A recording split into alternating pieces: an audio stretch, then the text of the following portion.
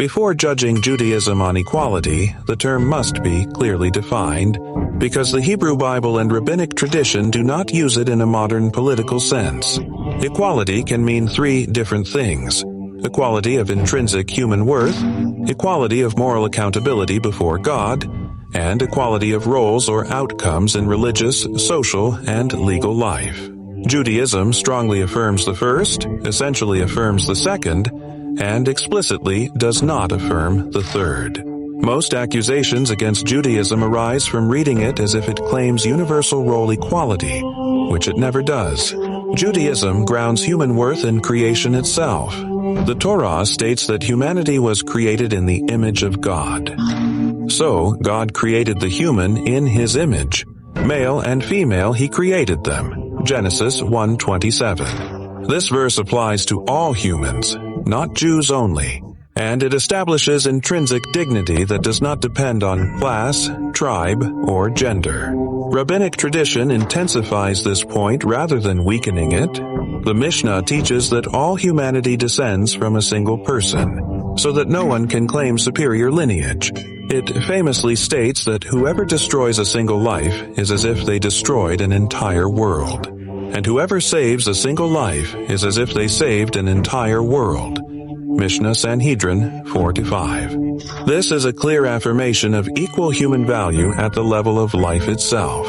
Judaism also rejects inherited guilt. Unlike Christianity, Judaism has no doctrine of original sin. The Hebrew Bible states explicitly, "The soul who sins shall die. The son shall not bear the guilt of the father, nor shall the father bear the guilt of the son." Ezekiel 18:20. Moral accountability is fundamentally individual. Each person is judged by their own actions, not by the sins of their ancestors. While the Hebrew Bible does contain passages describing collective punishment at the national level, these are framed as covenantal consequences for Israel as a people, not as inherited moral guilt for every individual soul. At the level of personal righteousness, Judaism affirms individual accountability. Where Judaism becomes controversial is in how it structures religious obligation and social roles. Judaism does not teach that all people have the same covenantal responsibilities. The Torah describes Israel as a people chosen for a specific covenantal role. "For you are a people holy to the Lord your God. The Lord has chosen you to be His treasured people." Deuteronomy 7:6. Critics often read chosen as meaning morally superior, but the text itself ties chosenness to obligation, not privilege, and repeatedly emphasizes that Israel was not chosen because of greatness or merit. Deuteronomy 7:7-8. Nevertheless, chosenness does create a fundamental inequality of religious obligation and legal status between Jews and non-Jews. Judaism does not claim equal religious roles across humanity. Within Israel itself, Judaism further establishes a structured system of inequality. The Torah assigns different roles to different tribes, most notably the priesthood. The sons of Aaron are granted exclusive priestly authority, Numbers 18:1-7, while the rest of Israel does not share that role. This is hereditary, not voluntary, and it creates a religious hierarchy by birth. This is not symbolic. It is legal and ritual. Equality of roles is explicitly rejected. Gender roles in Judaism are another central attack point, and here the criticism has fundamental textual grounding. The Torah and later Halakha assign different commandments and public roles to men and women. Classical Jewish law exempts women from many time-bound positive commandments, restricts certain ritual functions to men, and historically limited women's legal testimony in specific contexts.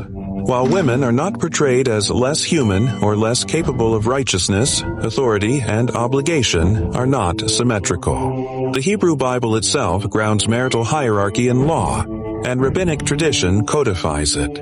Attempts to claim full role equality in classical Judaism are historically inaccurate. Marriage and divorce law further demonstrate asymmetry. The Torah describes divorce through a writ given by the husband, Deuteronomy 24:1-4, which later developed into the halakhic requirement of a get. This structure has historically placed women at a disadvantage when husbands refuse to grant a divorce, producing the well-known problem of the aguna. Rabbinic courts have attempted remedies, but the underlying asymmetry is fundamental and widely acknowledged even within Judaism. Inheritance laws also reflect inequality of roles rather than equality of outcomes. Sons inherit before daughters, though the Torah provides adjustments in specific cases, such as the daughters of Zelophehad inheriting in the absence of sons. Numbers 27, 1-11. These laws are not framed as judgments of worth but as lineage-based property rules. Still, they represent unequal legal treatment. Another serious area critics raise is slavery. The Torah permits and regulates forms of servitude, including foreign slaves rather than abolishing the institution outright. While Hebrew servitude is limited and regulated, the permission itself exists. This places Judaism in tension with modern equality standards, regardless of later ethical developments. Finally, the Hebrew Bible contains passages describing divinely commanded wars and total destruction against certain peoples, most notably Amalek. These texts are among the most difficult ethically and are often cited as evidence of tribal inequality. Jewish interpretive tradition has largely restricted or neutralized their applicability, but the texts themselves remain part of the canon and cannot be ignored in an honest assessment. In summary, Judaism strongly affirms the intrinsic human worth of all people and rejects inherited sin, grounding dignity in creation and accountability in individual action. At the same time, it explicitly rejects equality of roles and outcomes.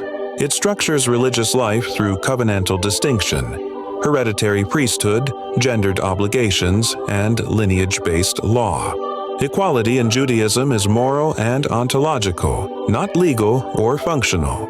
Any critique that accuses Judaism of denying human dignity is inaccurate, but any claim that Judaism teaches modern egalitarian equality is equally false. Judaism affirms the equality of human value and individual accountability, but it fails to achieve equality of roles, authority, and outcomes by design, not by accident.